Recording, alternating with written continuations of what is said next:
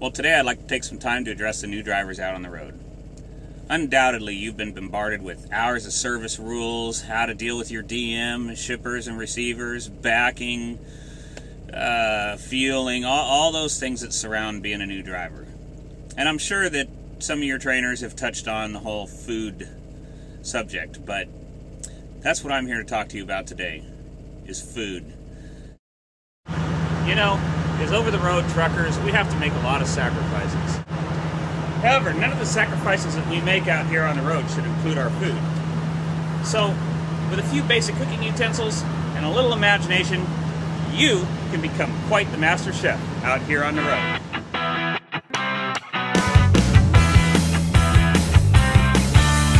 You got our stuff? Uh-oh. Do not do it whatsoever, because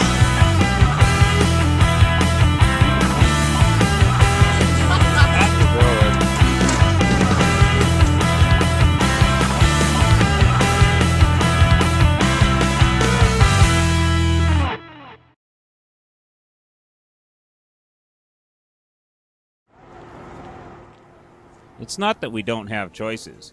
We do. We have lots of choices.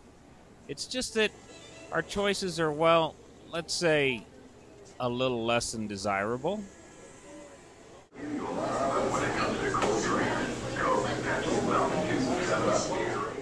Now, I'm sure the people that have trained you have spoke to you a little bit about it, but take it from a guy that's been out here on the road. This food out here is less than desirable, is the term that I like to use. One of the biggest things you can do to improve your quality of life out here on the road is to start cooking your own food, making your own food. Now, I understand sometimes you have time constraints and that might be a little difficult, but let me tell you, it'll save you a ton of money, a lot of weight, and is much healthier, much better for you. There is nothing you could do to improve your quality of life more out here on the road and on the truck than preparing your own food. Now, I know sometimes you have time constraints and it's a little hard to spend the time to get your food together, and it's okay to eat out once in a while, but let me tell you, now there are some good restaurants out here, but most of them, they really just don't care. I mean, food preparation is really bad, food storage, it's all very important, and you're going to run into it once in a while. Now, I've been a victim of food poisoning out here one time, and I was deathly ill, curled up in a ball in my truck, and you're out here by yourself, pretty much.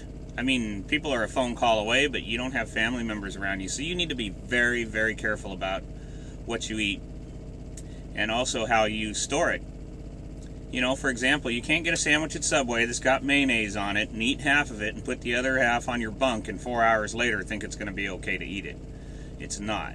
On most trucks nowadays, they do have a refrigerator. Now, I understand, I do a lot of cooking on the truck, but I'm a bit on the extreme end, and I understand that in a company truck, you may not be able to facilitate that kind of cooking. So, one of the things that I wanted to tell you about was, there's this thing called the Burton Oven to Go, or Burton Stove to Go, and there's a gal that put a book out about the Burton Oven, and it's got all kinds of recipes in here, and in the future, I'm going to do some videos on budget-minded cooking that's still healthy for you. Now, drivers, I wanted to tell you, don't get caught up in that whole energy drink thing out here. Diabetes is a real big problem out here on the road. You start getting into those energy drinks, you know how you see those commercials that say, if you or a loved one has been taking this medication and has died or lost a limb, contact the law offices. Well, that's what's going to happen with these energy drinks. I'm telling you, they're pure evil. They're addictive. They're hard to kick. I know, I went through it. Sodas, that's another thing. I see guys, these big old 44-ounce or even bigger 64-ounce tubs of soda, and they come in there to pick up 2 of them and a thermos full of coffee. Holy cow. Are you going to die? So, watch what you drink. If you have a sweet tooth and you absolutely have to have something sweet to drink, I'm not telling you have to knock it off altogether. I'm just telling you, limit your intake, limit your consumption.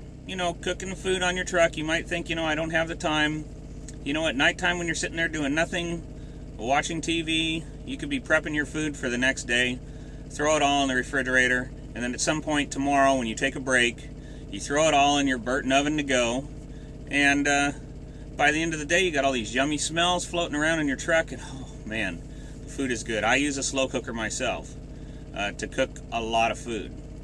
And if you watch my YouTube channel at all, you'll know that I get into smoking briskets and ribs and doing all sorts of things. Now, you can have fun out here on the road with it. And once again, I don't want to scare you. There are some good restaurants out here. But fast food, you know, all the big name brand chains, it's not the way to go. For health reasons, for safety reasons, and also sometimes you might get caught in a, let's say it's winter right now, you might get caught in a snowstorm, be stuck somewhere like they were on I-30 the other day for a day. Or sometimes you're even stuck in a remote delivery spot, like this one here, this wind farm here in Northern California. Having food on the truck can sure make life a lot easier for you. Not to mention it offers you up better places to park because you're not stuck having to go park at the big truck stops where everybody and their brother's at, and you know how noisy and how obnoxious that can get. A quick trip to the grocery store for some vegetables, some spices, and your meat, and you will be on your way shortly. Right here. Well, here's some salt. What number is this?